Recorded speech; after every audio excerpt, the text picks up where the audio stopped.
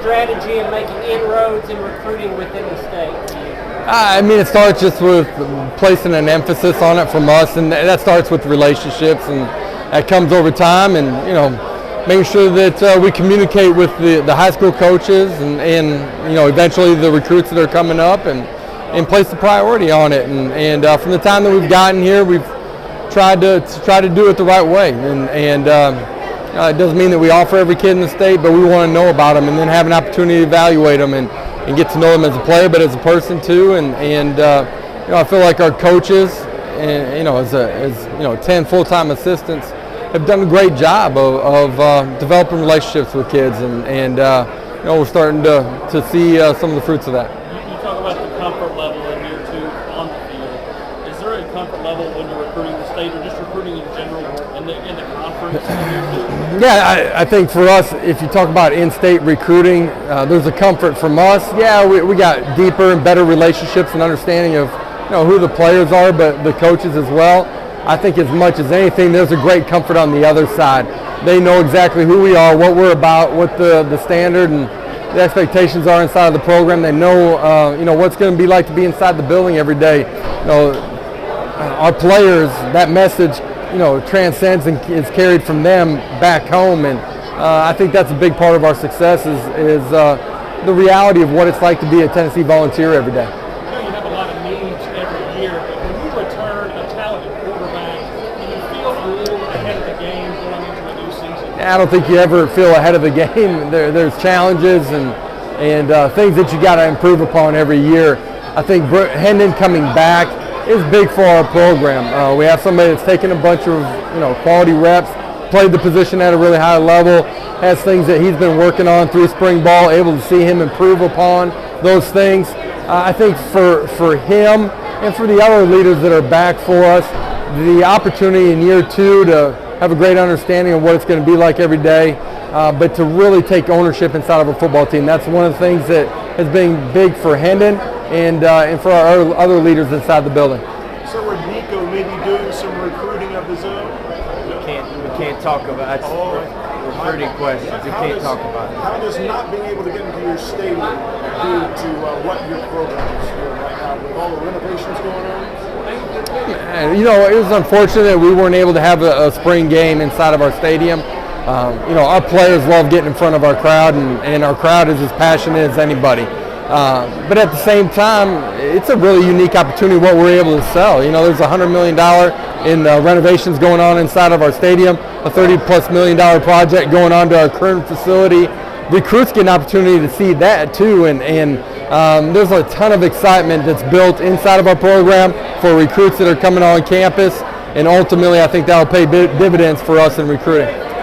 Josh, how does NIL affect recruiting? Is that something that's a positive for Tennessee? How have you been able to use that, and how has that sort of changed the game? Tennessee, you look on any social media platform, it's top 5 really in any social media platform, the following, the passion of our fan base. That's why there's a stadium that seats 102,000 plus seats. Knoxville is one of the great college cities in all of America, certainly inside of our landscape in the SEC conference. There's a uniqueness to playing at Tennessee. And that's in the form of the passion and fan base following, and that creates unique NIL opportunities for our players too. It's something that our staff and our university, see and recognize and feel like can help us as we move forward. You mentioned the fans. This is your first time at this event, but you've been a year on the job now. What have you learned about ball fans in the last year, you feel like? Well, it's one of the hard things about taking over in the middle of COVID is you didn't get a chance to get out, meet the fan base. You didn't get a chance to meet a bunch of former VFLs. You didn't get a chance to be on the road recruiting.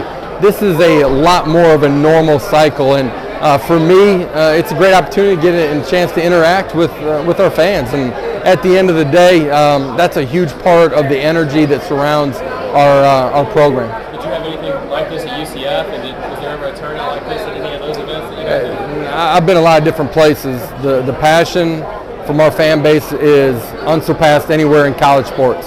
As a head coach, opportunity to come out here and see the building and see and have an interaction with our fan base, it just continues to showcase that. I know you did it last year, but your season opener